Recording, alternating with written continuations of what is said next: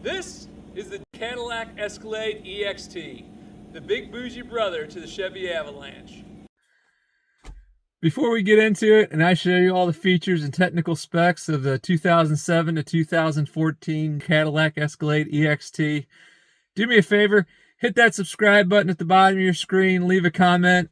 If you're in a Facebook group that has to do with Cadillac Escalades, go ahead and share this video. I'd greatly appreciate it. All right, let's get going.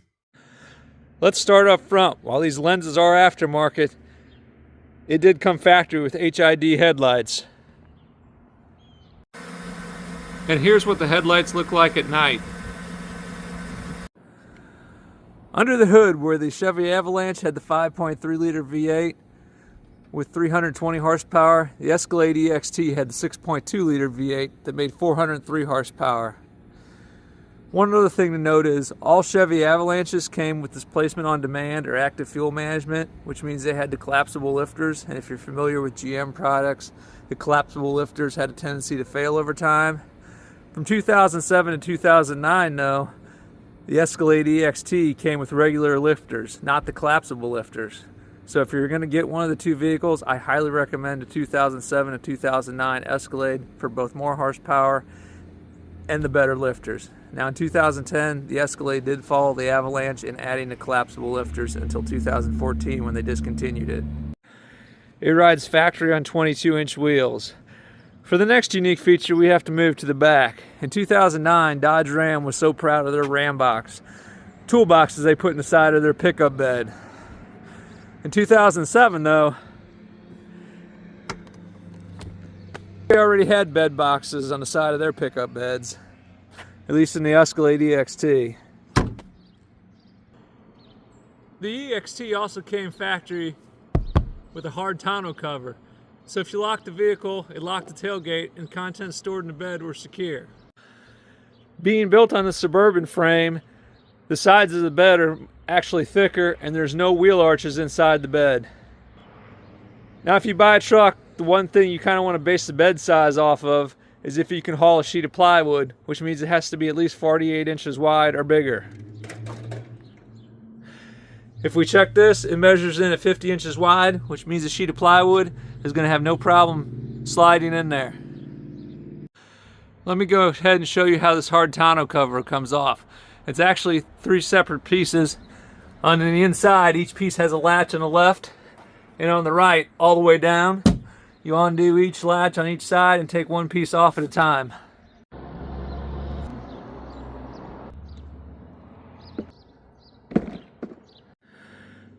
This is one of the most unique features of the Cadillac Escalade Ext, the Midgate. Let's say you want to haul a piece of lumber in the bed. Well, if you just want to haul it in the bed, as long as it's under 5 feet 2 inches, you can stick it in the bed, close the tailgate, no problem. And with the tailgate down, you can go all the way up to 7 feet 5 inches before it starts to hang off the back. But let's say you have something that's 12 feet long and you don't want it to hang off the back that far. That's where the Midgate comes in. Inside, both the back seats fold down. With the back seats folded down, you start to get into the real party trick of this vehicle. This is your lower Midgate. You can open it up and extend your bed into the inside of the vehicle. So let's go ahead and pull the measuring tape forward now and see how much room we got.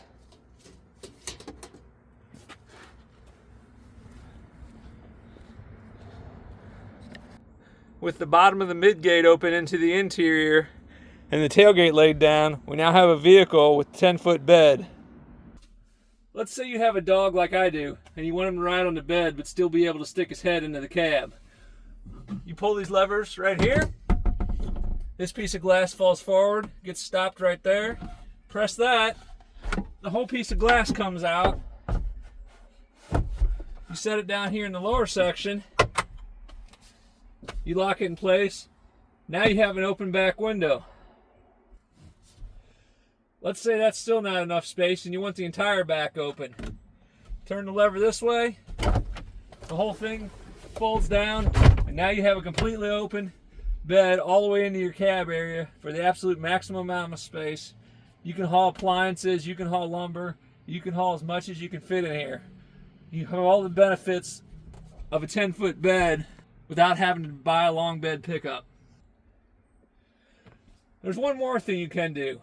When this glass is down, it actually locks you from only opening the lower midgate. So while this isn't a factory approved thing, if you do it just right, you can get the lower midgate down while having the window up and leaving this bar here. Say you want to have your dog on a leash tied to that. You can do that, and that looks something like this.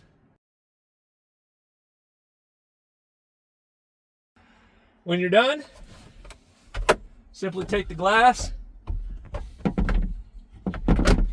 set it back up here, lock it back into place. These two latches that come down actually also act as the contacts for the rear defogger on the glass. And it's back to a normal pickup truck. The midgate on the Escalade Ext was so rare that it would disappear for a decade until it was brought back on the Chevy Silverado EV, making the Escalade Ext to this day the last gas-powered vehicle with a midgate. The Ext is a flex fuel vehicle, but to see some more of the tech, we actually have to crawl underneath of it. Moving around to the back side, there's actually a little air compressor built in here, and an air line connected to the shock. Should you hook up a trailer to this, this has automatic load leveling. The air compressor kicks on, it fills the shocks with air until it raises the truck back up to its set height and levels it. Great for towing without having your back end squat. The last interesting bit of tech to show is the magnetic ride control, just like is found on a Corvette. And while it's also connected to the rear shocks, it's a lot easier to see on the front struts. This plug right here runs down into the shock and allows the computer to adjust the firmness of the shock up to 1,000 times per second. This can change your ride quality in real time as you're going over bumps. Now let's check out the inside. First thing you'll notice is when you open the door, the running boards drop down from underneath the truck, giving you a step to get into the vehicle. When you close the door, the opposite happens and they tuck themselves back in under the vehicle. Moving inside, we can see a nice leather interior as you'd expect in any Cadillac model. Power seats. Nice console with fake wood trim.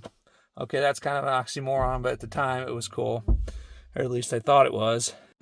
Reverse cameras are still a relatively new thing. People were still used to turning around the old school way and looking out the back window.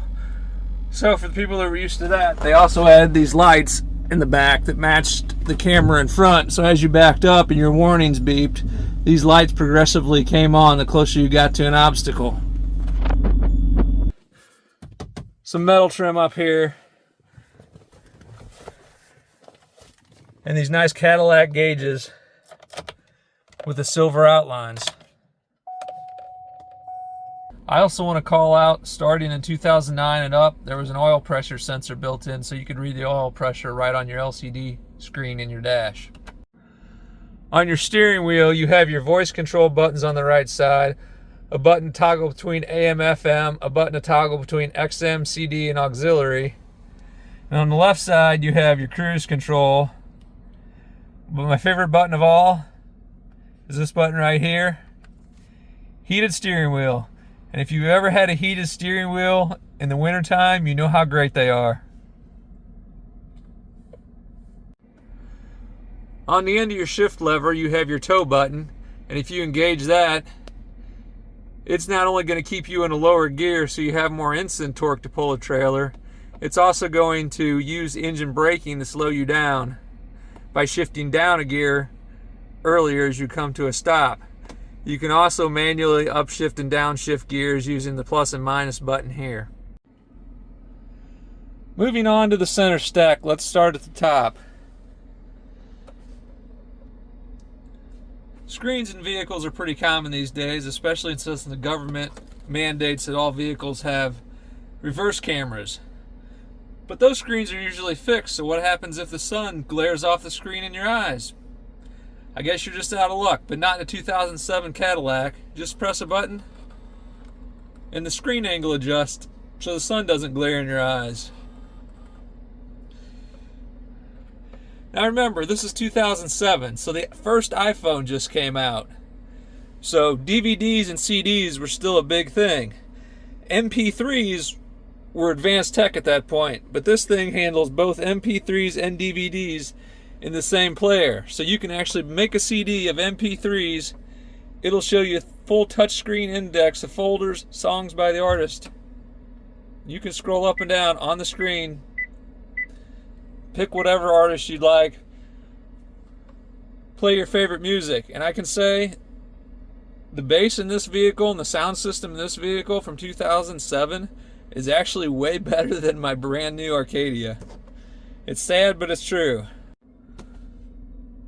The 2009 and above also came with an aux input, which means you can take your smartphone, plug it right into the USB cable, and play music from your phone right through your speakers. Common by today's standards, but not as common in 2009. The DVD player has a full range of touchscreen controls, just like a modern DVD player. Of course, if you're sitting in the back seats, there's also a second flip down screen to watch your movie on. That can be combined with the rear audio output and headphones if you have children. You can also set a few drinks back here while you're watching your movie. So let's move on down. Let's say you wanted navigation. You didn't really have Google Maps back then, but you did have DVD maps. So what they give you is this DVD from a dealership that had this year's maps on it. You'd use this top slot, put your DVD in there, it would check your map DVD, and that's how you'd actually load your navigation. This map would include the entire United States and give you similar functionality as you have today right on your smartphone. Of course, as the roads change, you would want to get a new CD, DVD every couple years, so the roads were updated.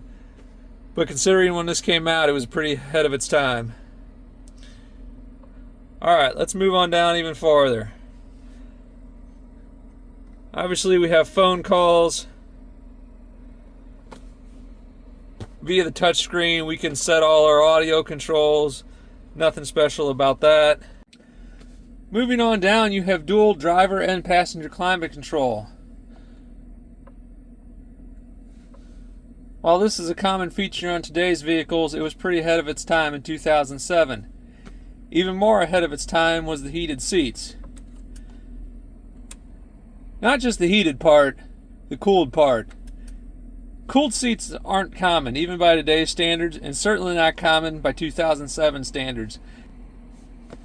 Moving below that, let's say the gas pedal wasn't where you wanted it. Let's say the brake pedal was too far away. Maybe it was too close. Why move yourself when you can press a button and move the brake pedal closer to you or farther away?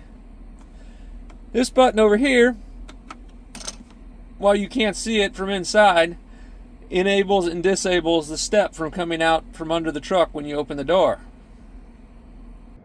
And that's the Cadillac Escalade Ext, one of the most unique vehicles GM has made in a long time, packed with some of the most advanced features and tech of the time.